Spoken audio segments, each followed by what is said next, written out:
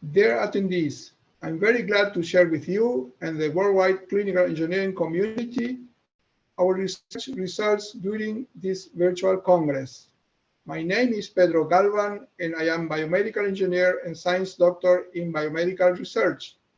I'm director at the Telemedicine Directorate of the Ministry of Public Health and also a researcher of the Biomedical Engineering Department at the Health Science Research Institute of the National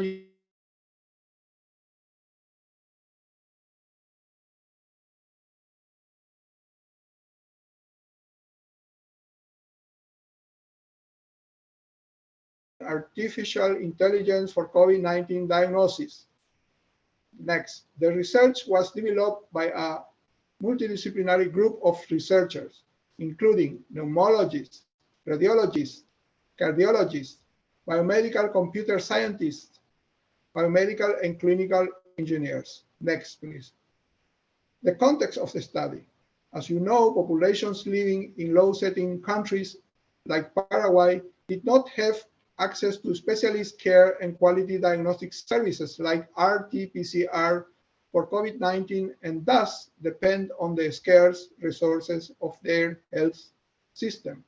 In this context, the challenge for clinical and biomedical engineers also is to develop an automated AI system for COVID-19 diagnosis based on a telemedicine platform.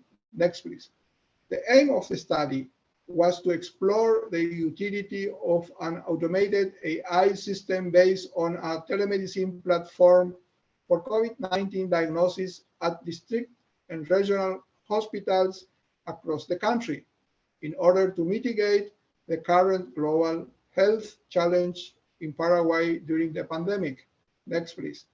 Now to our results.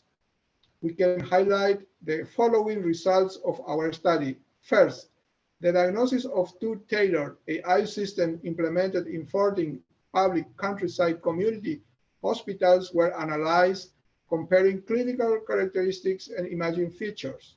Second, both use AI systems have different background informations, inputs, to detect COVID-19 outputs.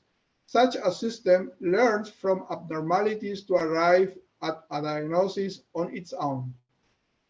Third, the AI-enhanced telemedicine tool was determined a risk stratification of patients to decide which type of care they need individually.